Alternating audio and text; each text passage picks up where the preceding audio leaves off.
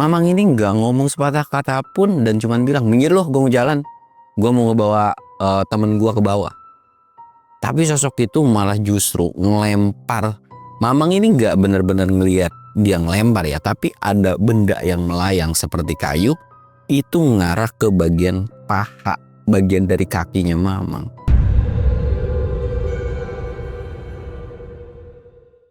Assalamualaikum warahmatullahi wabarakatuh. Balik lagi di channel Samsul Mister Horror.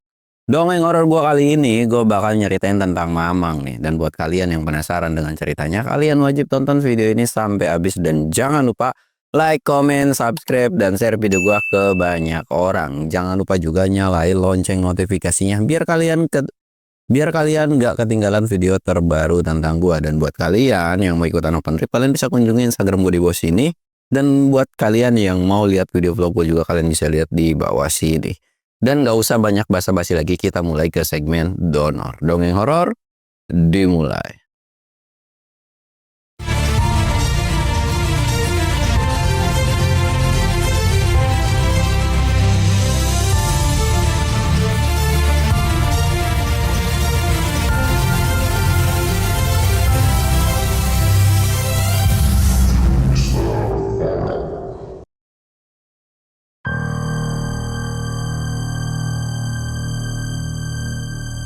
Oke cuy, sebelum masuk ke ceritanya, kita ritual kayak biasa. Kita sebat but. Kali ini kita lagi hidup sehat, minum air putih.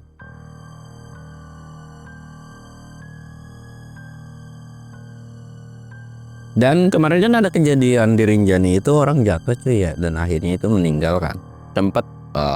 Jadi gua akan sedikit berkomentar tentang banyak keluarga atau orang-orang yang menganggap sepele evakuasi. Jadi kayak, kenapa nggak buru-buru, kenapa nggak pakai heli dan sebagainya. Cuy, di gunung itu nggak sesimpel itu kalau mau ngevakuasi orang. Jadi kayak yang lu merasa bahwa ini udah tahu begini terus tiba-tiba naik, nggak gitu.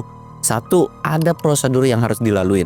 Kedua, medannya pun ketika diketemuin sama orang di jurang itu nggak yang lu tiba-tiba turun, nggak gitu konsepnya cuy. Serius, orang yang udah punya ilmu pun, orang yang udah berpengetahuan, punya sertifikat license tentang evakuasi, Basarnas dan sebagainya pun, mereka harus ada SOP. Misalkan di jurang, mereka harus turun. Iya, mereka tuh nggak yang cuman diikat tali turun gitu, kayak orang-orang kayak nyenering gitu yang gampang. Nggak gitu konsepnya juga. Banyak faktor yang harus dipikirin. Iya, lu anggaplah orang ini masih hidup gitu kan. Tapi kan kalau misalkan harus memakan korban tim evakuasi juga tidak memungkinkan kan. Memang kita juga selaku tim evakuasi itu biasanya pengen banget nyelamatin orang, tapi nggak segampang itu. Ada yang di garis bawahnya tuh udah 4 hari nih, tapi masih belum bisa dievakuasi. Lu tuh kayak orang main bola salah nendang terus lu berkomentar gitu, kayak lu bukan pemain bola tapi lu bisa berkomentar. Nggak segampang itu cuy. Gua mengalami, gua bukan tim rescue, gua bukan Basarnas, nggak ada background gua jadi tim evakuasi. Dulu gua pernah jadi yang ikut relawan bantu evakuasi. Dan gue cuman lu turun, lu ngikut gotong gitu. Jadi bukan yang ini, gue cuman ngikut aja naik ke atas gitu kan. Dan itu nggak segampang yang kalian kira, apalagi dengan kondisi medan lagi badai lah, apalagi pinggiran tebingnya itu rawan longsor dan sebagainya. Jadi jangan selalu ngejas orang-orang itu nggak mau ngelakuin hal yang secepat mungkin, enggak cuy. Jadi percayalah kalian. Makanya gue bilang, lu kalau di gunung itu hati-hati, jangan sampai ngeribetin orang. Sekalipun lu ngeribetin orang, dan lu harus sadar diri, ngevakuasi lu tuh nggak segampang kayak ngomelin anak yang pergi main pulang sore gitu kan. Jadi nggak segampang itulah. Dan kalian harus bijak lah ketika berkomentar itu. Kalian harus menghargai orang-orang yang mengevakuasi itu secara susah payah, terus nerjang berbagai hal medan gitu kan. Apalagi itu dilakukan 4 hari. Gua apresiasi banget dengan para tim SAR Rinjani yang kemarin. Ngelihat dari ketinggian dalam jurangnya itu aja udah jelas kan, itu udah berapa ratus meter. Terus medannya juga memang Rinjani juga kan berpasir. Kalian pasti tahu letter I-nya itu berpasir. Jadi banyak resiko yang harus dilaluin. Apalagi faktor cuaca yang kabut. terus badai dan sebagainya gitu kan. Jadi tolonglah ya, hargai profesi orang itu, bukan nggak mau yang namanya ngevakuasi itu secara cepat. Kelihatannya wah itu jaraknya dekat, itu jauh cuy, serius jauh, beneran jauh. Dan oke, mungkin itu aja dan kita akan lanjut ke ceritanya si Mamang. Pada saat itu Mamang ini mau main ke salah satu temennya. Kebetulan temennya ini bisa dibilang yang jaga si Maksi. Cuman gulungnya ini seharusnya tutup. Dan kondisinya pada saat itu adalah malam 1 suro. Dan sebenarnya alasan yang terpentingnya itu bukan karena malam 1 suro, melainkan di atas atau di gunung cuacanya lagi nggak baik-baik aja. Lagi musim hujan, badai dan sebagainya. Gue tidak akan menyebutkan gunungnya karena ada sesuatu hal yang memang tidak pantas lah ya. Jadi takutnya dicari gitu kan, ya nanti bermasalah. Nah ketika cuaca lagi bermasalah, otomatis gunung ini akan ditutup supaya cuacanya membaik, supaya tidak terjadi sesuatu hal yang tidak diinginkan. Bukan perihal masalah hal spiritualnya sebetulnya. Nah Mamang ini main kan, dan Mamang pun sebetulnya nggak tahu bahwa gunung itu ditutup. Mamang ini memang nggak ada tujuan niat mau naik sebetulnya. Singkatnya, ketika Mamang ini naik, yang jaga si Maksinya ini cuman ada sekitaran 1 atau 2 orang doang pada saat itu. Nah ketika mau pergi main, dia sempat papasan dengan 2 pendaki yang kondisinya itu gendong carry. Mamang itu bilang, oh pendaki yang mau naik gitu kan, wajar lah gitu. Udah cuek-cuek aja pada saat itu, dan gunung yang dituju ini ya bener gunung yang di situ gitu kan. Akhirnya dia pergi naik gitu kan, Mamang cuek nih awalnya. Sampailah di tempat pos si Maksi. Ngobrol panjang lebar gitu kan. Ternyata si temennya ini nyeletuk. Mamang ini sempat nanya dan bilang gitu kan, kok yang naik sepi sih gitu kan. Biasanya ya setelah lewat jam 12 itu kan ada aja pendaki 1 atau 2 orang yang naik kesiangan atau memang sengaja pengen trekking malam. Temennya ini bilang, gunung ini lagi ditutup bro. Dia bilang, Mang lagi ditutup nih. Hah? Ditutup? Maksudnya? Iya, ada pengumuman, lu lihat aja noh, dibilang. Ini kalau dikasih lihat kan, bahwa ada surat edaran yang dimana gunung ini ditutup karena cuaca lagi kurang bagus gitu kan. Loh, tadi gue ngeliat 2 pendaki kok, emang gak ada yang regis? Dikasih juga buku registrasinya. Mana noh, kagak ada, hari ini yang naik. Dan lu ngeliat pendaki mana? Beneran pendaki apa demit nih? Lu kan seneng batu ngeliat demit. Seriusan, itu manusia, dia bilang gitu kan. Tadi ada yang naik 2 orang. Sempet kedua temennya ini kayak mikir, ada yang naik. Nah alasan mereka jaga ini ya untuk menghindari ada pendaki-pendaki ilegal yang bandel naik ke jalur tersebut. Walaupun sebetulnya pasti akan ada pendaki-pendaki, misalkan kayak gunung A, gunung D, gunung C ditutup, pasti akan ada selanya mereka itu nyari jalur lain lah, alternatif yang memang bisa dikatakan itu jalur ilegal gitu kan. Nah di situ tuh mereka berdua tuh kayak nanya, tadi lu papasannya di mana gitu kan. Mamang ini ngasih tahu lah papasannya gitu kan. Nah gue papasannya di sini. Dan dia memang jalan ke atas, gua kira dia itu akan belok ke kiri gitu kan. Ya kalau belok ke kiri kan udah pasti ketemu si Maksi. Memang Mamang pun tahu bahwa belok ke kanan itu ada jalur juga, tapi itu adalah jalur warga yang biasanya nyari kayu bakar dan sebagainya lah. Itu intinya jalur warga kan. Loh, akhirnya mereka tuh kayak bingung. Yaudah yuk, kejar yuk. Kejarlah sama mereka bertiga. Lari sekencang-kencangnya. Bahkan itu udah di seperempat perjalanan. Itu udah dikejar tapi nggak ketemu. Dikejar lagi sampai setengahnya. Bahkan jalur tersebut itu sampai yang ke area ke area tembusan dari jalur resminya. Ketemu, nggak ketemu lagi. Dikejar lagi coy. Sampai puncak itu nggak ada satu tenda pun.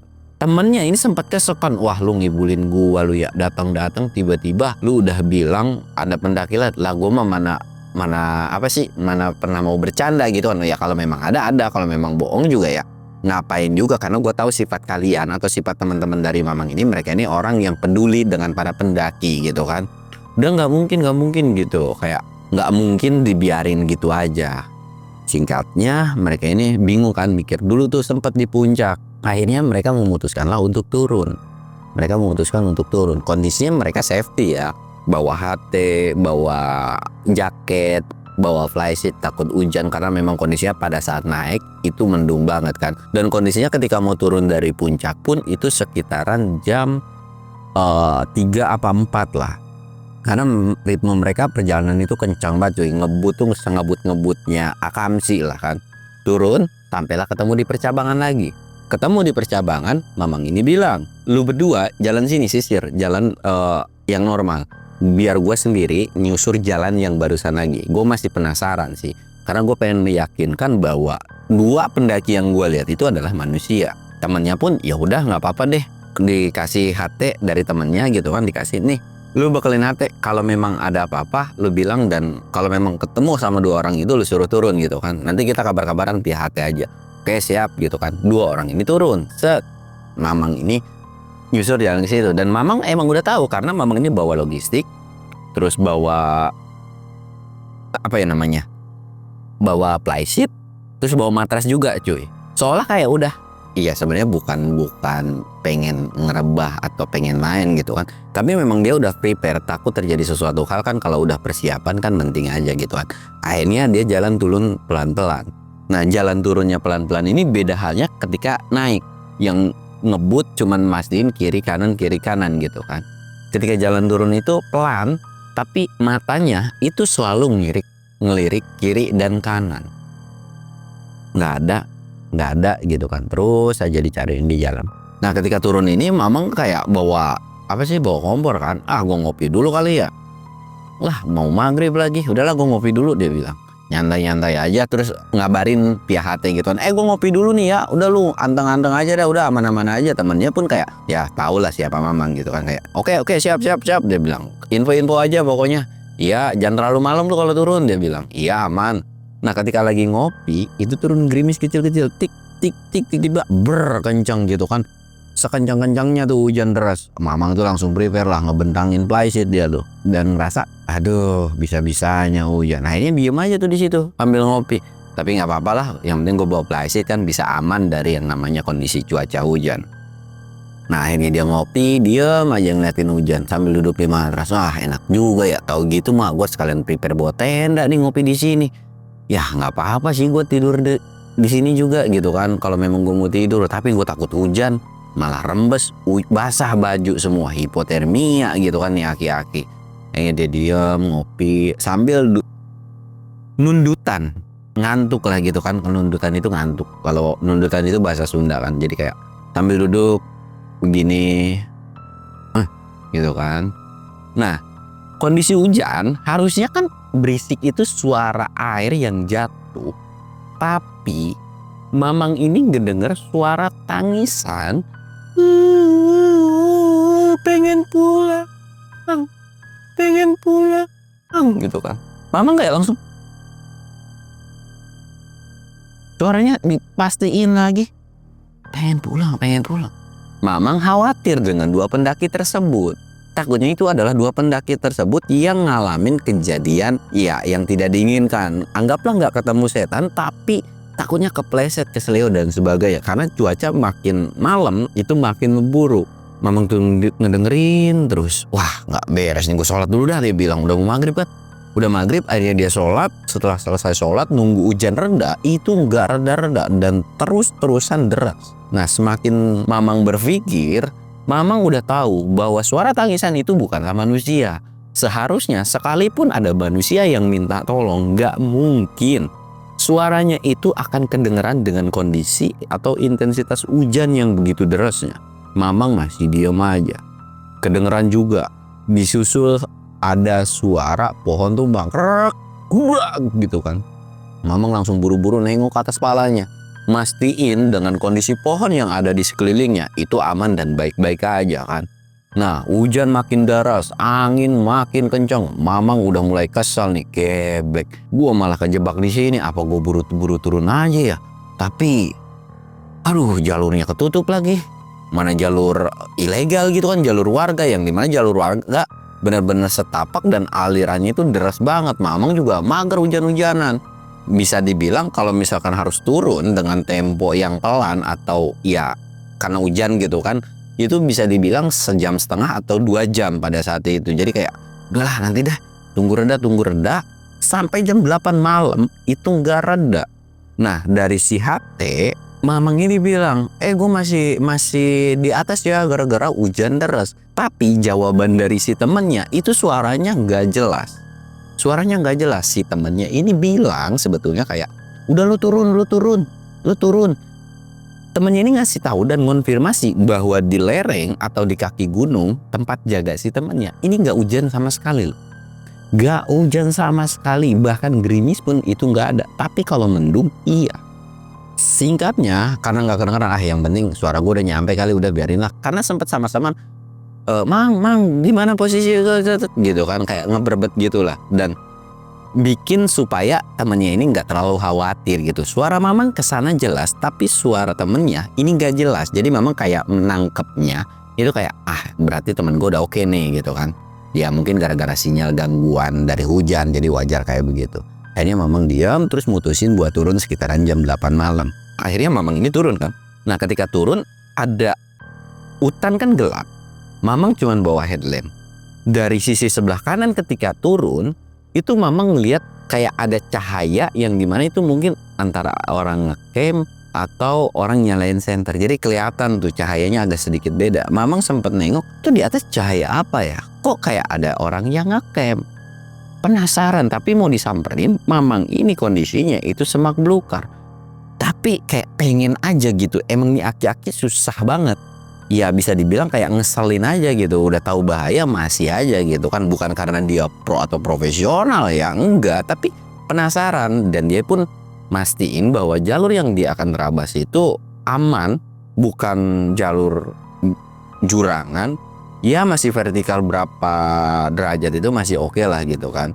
Mamang ini nggak langsung nerabas ke sana, tapi kayak ngeliat dulu, mana nih yang enak nih, mana yang ini enak nih, mastiin jalannya yang agak kebuka sedikit. Nah ternyata ketika mamang susurin, itu ada jalur yang memang seolah kayak abis bekas diterabas.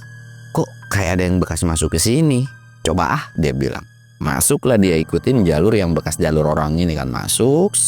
Ternyata bener di situ ada satu tenda lagi ngecamp. Nggak tahu tuh bocah-bocah kenapa ngecamp di tempat seperti itu. Apakah karena takut disusul sama orang gitu kan, sama tim yang jaga, atau yang kayak gimana itu nggak tahu. Disamperin, terus nyampe di tenda, mamang ini teriak-teriak lah tuh. Assalamualaikum, dia bilang. Ada orang nggak di dalam? Ada orang nggak di dalam gitu kan? Nggak ada yang nyaut. Woi bangun, woi bangun gitu kan. Lu ngapain naik? Ayo turun gitu kan. Ini gunung lagi ditutup, turun. Hujan deras juga. Karena mamang itu sempat khawatir di belakang tendanya atau di jaraknya sih memang nggak terlalu dekat. Ada beberapa pohon tumbang. Takutnya nanti mereka itu kena pohon tumbang, dan area camp yang mereka tempati itu agak sedikit miring kayak gini cuy. Agak sedikit miring kayak gini. Jadi nggak mungkin lah mereka akan tidur nyenyak di situ. Udah pasti merosot gitu kan. Terus cari, nggak ada. Mamang sampai berani ngebuka. Lah ini bocah berdua kemana? Mamang diem dulu tadi di depan tenda mereka. Dan itu kondisi hujan udah mulai reda ya, tapi masih gerimis kecil. Mamang ini diem nyenterin ke sono kemari. Nih bocah kemana? Mamang ngikutin lah, ada jejak kaki yang ngarah agak bukan ke atas melainkan ke samping, tapi agak nyerong gitu cuy. Ini bocah kemana gitu kan? Wah nggak habis pikir nih. Akhirnya diikutin lah jejak itu. Tek. Jejak itu tiba-tiba ngilang gitu aja. Nih bocah kemana ya? Masa ya terbang layang? Penasaran dong, tenda yang dilihat ini tenda manusia apa bukan? Dibalik lagi, benar itu tendanya masih ada. Dan mamang nih ngeberaniin diri buat ngebongkar, karena di situ masih ada tas kan, ngebongkar bahwa di situ tasnya bener ini perlengkapan yang manusia yang memang naik gitu kan, dan kelihatannya pun ada baju pakaian yang dikenali sama mamang ketika papasan di bawah nih. Lah ini kayaknya bener deh, gue ngeliat baju ini gitu kan. Tapi bocahnya kemana? Mamang ini langsung teriak-teriak. Terus nyalain HT juga buat ngabarin konfirmasi ke kedua temennya ini. Tapi ternyata si HT mati, si mamang teriak juga nggak ada yang nyaut. Mamang khawatir sama dua pendaki tersebut. Dia diam dulu mikir, nyalain kompor lah, dia ngopi dulu. Karena kalau misalkan panik nggak mungkin juga ya. Maksudnya kayak itu sesuatu hal yang tidak diperbolehkan. Ketika lu ngerasa khawatir, lu takut, lu harus ambil keputusan, jangan yang ngambil keputusan gerada geruduk. Usahakan ketika ngambil keputusan itu wajib dengan kondisi tenang. Bukan karena nggak peduli, tapi diem dulu gitu kan. Diem, ngopi, nyebat, sambil ngeliatin sekeliling. Memang Mamang itu selalu tertuju sama jejak langkah kaki yang sebelumnya. Mamang tuh nginget-nginget, jalur ini ngarahnya kemana. Karena kondisi malam kan nggak bisa diprediksi ya, Mamang juga kan buta banget gitu kan. Tapi harusnya kalau ke kiri, itu ada satu tempat atau satu spot yang dimana bisa dikatakan itu tempat yang agak sedikit keramat atau angker lah. Tapi Mamang nggak punya ekspektasi bahwa kedua orang ini akan ke sana. Mamang itu tahu untuk sampai ke tempat keramat ini atau yang diangkerin ini harusnya bukan di sini paprasannya gitu, atau beloknya itu bukan di sini. Bisa lebih depan banget gitu yang sebelumnya gitu kan. Tapi Mamang ngeyakinin bahwa nggak ada yang masuk ke area situ gitu kan. Mamang ini diem dan cobalah buat ngeberanin diri. Jadi Mamang akan ninggalin jalur itu dan dia akan naik lagi untuk motong jalur, karena kalau jalan situ kemungkinan Mamang pun akan nyasar. Akhirnya dia ya udahlah, gue bakalan cabut dari tenda ini, terus gue ke jalur yang bisa dikatakan menurut Mamang itu keramat gitu kan. Dia udah ngopi, dia lewat, set, jalanlah dia ke jalur yang memang dia mau susulin gitu kan. Jalan, di sepanjang perjalanan itu ada yang teriak lagi, pengen pulang. Mamang ini langsung nempelin, pengen pulang, pulang sendiri sono lu. Manja banget gitu kan, dibentak sama Mamang cuy. Emang nih aki-aki PA banget gitu kan, pergi lu sono. Gara-gara dibentak, awalnya nggak tercium bau aroma wewangian, bau bangkai dan sebagainya. Setelah dibentak mungkin tuh setannya kesal kali kan, tiba-tiba langsung nyerangnya ke wewangian nih. Ada wewangian yang tidak mengenakan kayak wangi bangkai, wangi kembang 7 rupa, tek. Mamang sampai nutup, dan bahkan aromanya ini itu sampai bikin Mamang itu mual. Gitu kan. Udah Mamang ini langsung diem. Dia tuh baca ayat-ayat suci Al-Quran gitu kan. Langsung kayak ngeludah ke sisi kanan. Dan dalam hatinya Mamang itu bilang, pergi lu, jangan gangguin gua. Gua di sini mau memasakkan sesuatu. Dan Mamang itu sempat bilang, buat penunggu demit di sini atau setan yang ada di sini, kalau memang lu ngelihat ada 2 pendaki, jangan sesekali lu gangguin mereka. Mamang itu ngancem seperti itu, terus lanjutin perjalanan. Setelah Mamang lanjutin perjalanan, memang udah nggak ada tercium aroma atau bahkan penampakan suara lagi. Mamang ini jalan dan pas sampai Mamang feelingnya itu di situ, tapi entah kenapa itu jalur kayak nggak terlalu familiar atau baru pertama kali. Mamang tahu patokannya gitu kan. Dia diem aja. Sampai akhirnya Mamang ini bodoh amat, feeling gue di sini nih. Feeling itu kan ya kadang bisa bikin bahaya, kadang benar kan. Mamang ini langsung belok tuh. Belok, sempet nyingkapin semak-semak gitu kan. Set pakai tangan tuh cuy. Jalan terus. Ternyata memang benar, seolah jalur itu kayak diumpetin buat Mamang nggak boleh ke sana. Ketika sebelum nyampe, Mamang lihat ada jejak langkah kaki lagi di sisi lain. Kayak ada orang. Karena makin dalam makin gak terlalu kayak semak di awal ya. Kayak bekas ada orang. Siapa ya? Apa jangan-jangan Mamang itu agak sedikit lari nih cuy. Jalan jarak 1-2 meter itu ketemu sama tempat yang lumayan cukup ikonik.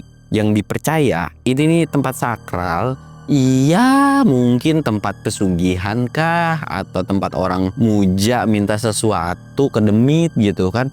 Jadi ada batu yang ukurannya gede, tapi kondisinya kayak kursi cuy. Jadi bisa duduk, batu tinggi terus ada kursi gitu kan. Nah kurang lebih kayak gitu bentukannya. Di batu tersebut Mamang nggak ngelihat apapun kecuali kaki yang kondisinya pakai sepatu gunung, tapi cuman kelihatan kakinya doang. Kayak bagian yang lain itu kayak kalangan sama batunya. Tapi Mamang udah punya pikiran jelek. Astagfirullahaladzim, kok ada kaki doang gitu kan. Ya kalau kita mah kan udah panik cuy ya. Gue sendiri pun pasti akan ketakutan tuh. Cuman kaki doang. Atau orang lagi pingsan. Atau orang meninggal kan. Mamang ini tapi justru dideketin. Dan pas dicek itu ada 1 orang yang kondisinya lagi pingsan. Dan Mamang itu langsung ngecek, wah kondisinya masih normal atau bisa dikatakan masih sehat lah ya, masih hidup gitu kan. Mamang ini langsung buru-buru ngebangunin, tapi karena nggak bisa, Mamang langsung ambil tindakan. Dimana dia ini nyisir dulu semua, set. Dan ketika nggak ada, ya udah Mamang ini mutusin nyalain HT buat minta pertolongan sama yang di bawah temannya. Tapi HT-nya lagi-lagi nggak berfungsi, baterainya masih ada, tapi nggak berfungsi. Mamang kesel dong. Duh, gimana ya nih bocah, kalau kelamaan di sini juga kondisinya kuyup cuy, basah dan sebagainya gitu kan. Nggak mungkin. Nah, Mamang ini cobalah buat gendong ke area tenda yang sebelumnya. Ke area yang tenda sebelumnya, akhirnya digendong sama Mamang. Tek, pas digendong cuy, Mamang mau ngelangkah, tapi tiba-tiba ada satu sosok yang ngehalangin jalannya Mamang. Sosok ini bilang, "Turunkan manusia itu. Manusia itu sudah jadi milikku.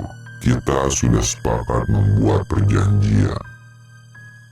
Mamang ini kayak ngerasa heran, lu sokap gitu kan, lu siapa tiba-tiba nyuruh turun. Dan Mamang paham benar bahwa yang di hadapannya ini bukan manusia.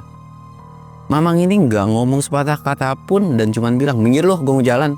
Gue mau ngebawa temen gue ke bawah." Tapi sosok itu malah justru ngelempar. Mamang ini nggak benar-benar ngelihat dia ngelempar ya, tapi ada benda yang melayang seperti kayu itu ngarah ke bagian paha, bagian dari kakinya Mamang. Dan itu kena truk.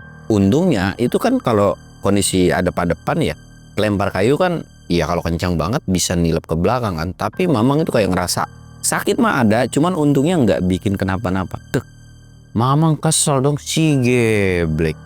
Malah bisa-bisanya dia nyerang fisik ya. Tapi Mamang itu nggak mau yang namanya nurunin si anak yang digendong ini. Mamang ini tahu kalau diturunin pasti ada yang namanya antek-anteknya atau demit yang lain nyoba buat ngegusur atau narik si orang yang pingsan ini kan. Karena tahu yang dihadepin bukan sosok yang di depannya aja, melainkan banyak mata memandang, merhatiin, seolah kayak nungguin Mamang lengah nih. Kalau memang diturunin, mereka udah wanti-wanti bakalan narik dan ngejauhin Mamang supaya nggak ketemu sama si orang tersebut. Mamang ini cuma ngeliatin sekeliling. "Oh, lu berani macem-macem sama gue ya? Dikira gue bakalan takut. Gue ini udah berkali-kali naik gunung ini. Dan kalau memang lu nggak kenal gue kasih tahu lu dan bakalan gue bikin perhitungan dengan demit-demit yang ada di sini." Mamang itu langsung bacain surat ayat Al-Quran, bahkan sampai kenceng ngebacain ayat kursi. Makhluk tersebut seolah kayak nggak seneng dengan bacaan yang dikeluarin sama Mamang. Makhluk ini langsung tiba-tiba kayak nurunin hujan, bahkan lokasi di sekitar itu sampai anginnya kenceng banget. Ada satu pohon itu hampir nimpa Mamang, tapi untungnya Mamang udah tahu, kayak seolah punya refleks dan ya ini belum waktunya gue untuk selesai di sini. Mamang itu langsung buru-buru ngehindar. Memang bagian rantingnya itu ada yang nyambit ke bagian tangan, tapi Mamang ini masih bisa tenang gitu kan. Mamang udah mulai naik pitam, bahkan sampai kesel banget dengan si makhluk tersebut. Mamang ini terus natap melotot dan Mamang ngambil tanah dikepel-kepel kayak lumpur gitu kan. Dilemparin, "Nih lu makan nih tanah lumpur biar makin kotor dah lu ya." Set, dilemparin tuh cuy. Tanah itu kena. Dan anehnya kata Mamang, tanah itu kayak plok, nggak hilang nggak apa, makan tuh tanah. Dan ngebuat itu makhluk tuh makin kesel kan. Emang nih aki-aki geblek banget, bisa-bisanya setan dilempar tanah lumpur gitu kan. Mamang ini langsung motong jalan karena tahu jalannya itu akan selalu ditutupin. Mamang ini terus nerabas motong jalan sedikit, nggak mau ngelewatin jalur tersebut kan. Lagi-lagi dijagain sama sosok tuyul-tuyul bocil nih. Mamang tuh kayak, lu lagi baik. Ya bapak lu aja nggak gua takutin, apalagi lu yang masih anak kecil. Minggir lu, dibentak sama Mamang. Itu bocil-bocil langsung kabur begitu aja, kayak seolah kayak takut kan sama si Mamang ini. Akhirnya pergi, Mamang ini lanjut jalan. Langkah kaki Mamang setelah ninggalin tempat tersebut mulai sedikit berat, tapi Mamang itu bodoh amat. Gue tahu nih, kerjaan demit kayak begini udah pasti ngebikin langkah kaki berat, badan berat ngegendong gitu kan. Terus juga situasi bau wangian semuanya sudah tidak mengenakan. Akhirnya Mamang itu dalam hatinya tuh zikir, baca doa dan sebagainya. Terus turun sampai akhirnya Mamang mutusin buat ke dalam tenda. Ketika di dalam tenda, Mamang kaget bahwa ada satu temennya yang ada di dalam tenda. Dan ketika jalan bro, temennya langsung keluar kan. Siapa itu gitu kan. Mamang langsung nengok. Lah, ada orang. Tadi gue panggil-panggil gak ada. Ada sebuah kepanikan dari muka orang tersebut. Gue nggak tahu lah. Lo kok bisa ketemu sama si orang ini gimana gitu kan. Udah lu jangan bacot, kata Mamang tuh dibentak kan. Nyalain air. Dia tuh langsung nurut nyalain air. Karena mungkin takut kali ya sama muka Mamang gitu kan. Karena jauh lebih serem daripada setan setahu gue gitu kan. Nyalain air. Lu ada minyak kayu putih nggak? P3K. Dia ini nggak bawa P3K sama sekali. Entah nggak ada atau diumpetin gitu kan. Ketika dia jawab nggak ada gitu kan. Mamang tuh sempat kesel kayak, lu naik gunung nih gimana sih nggak bawa apa-apa gitu kan.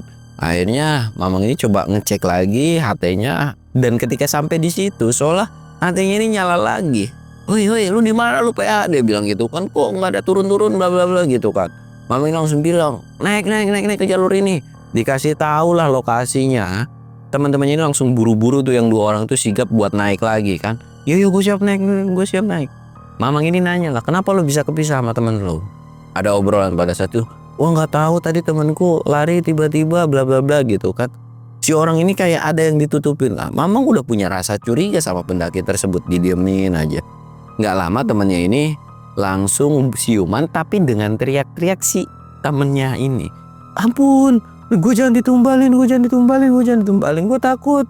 Ada setan terus teriak-teriak kayak gitu. Tapi Mamang ini nyenangin, tenang, lu udah aman.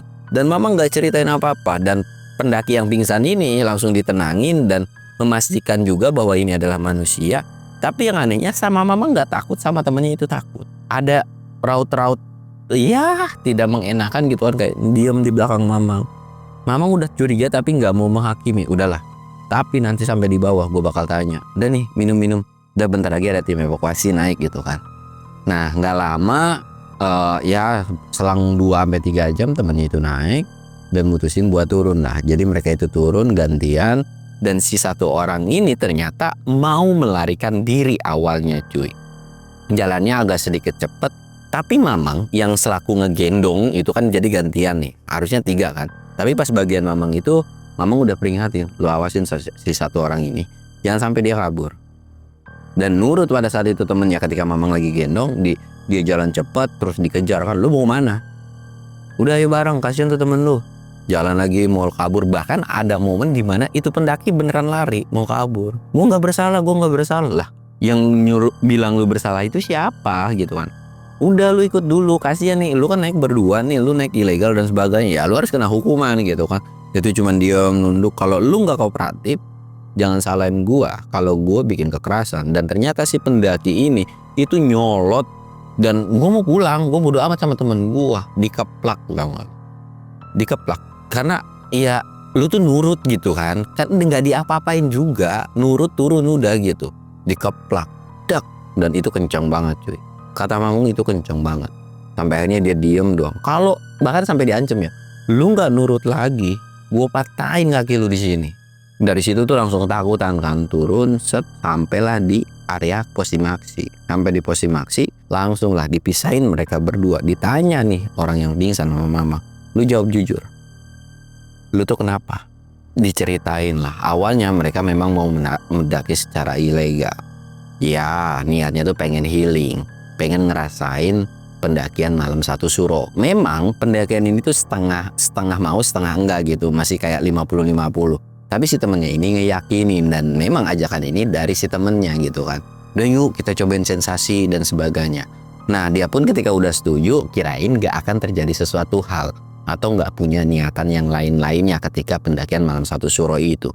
Tapi ternyata si temennya ini punya rencana lain yang dimana mau numbalin, dan si temennya ini mengakui bahwa sempat ngeliat penampakan, nggak tahu komat kamit. Ketika udah komat kamit itu muncul demit, ngebuat si pendaki ini tuh pingsan. Dan ketika pingsan itu benar-benar dikelilingin sama demit-demit. Dia tuh udah ketakutan, kalang kabut lari, akhirnya kesandung dan dia pingsan, nggak sadarkan diri. Dia benar-benar udah takut banget pada saat itu. Dan itu pun udah nggak sadar kalau memang temennya nggak ada pun ya mungkin udah turun gitu kan. Singkatnya Mamang ini udah tahu garis besarnya bahwa tujuan dari si temennya ini adalah nggak baik, ceritain lah bisik-bisik. Dan di situ pun si orang ini diinterogasi. Lu niat naik ilegal ngapain gitu kan? Dan udah tahu kan ini gunung lagi ditutup. Nggak, kok kita healing. Terus ditanya lagi, terus kenapa lu bisa kepisah sama temen lu? Nggak tahu, dia tiba-tiba lari gini. Gue udah coba ngejar tapi tiba-tiba nggak dapet gitu kan. Gue nggak tahu, makanya gue diem aja di tenda. Mamang ini cuma bilang, gue nggak merhatiin kecemasan lu ketika lu sendirian. Dan justru lu malah kabur ketika kita jalan turun. Diusut, akhirnya dia pun ngaku. Dia pun mengakui dengan apa yang dia perbuat. Ya sampai akhirnya Mamang ini ngelaporin kan. Maksudnya yatin di situ Mamang pun nggak mau ikut campur, kayak ya udahlah, ini urusan bagian lu nih. Lu mau kayak gimana, dan nanya juga ke si korban. Terserah lu mau apain tuh orang, itu terserah lu.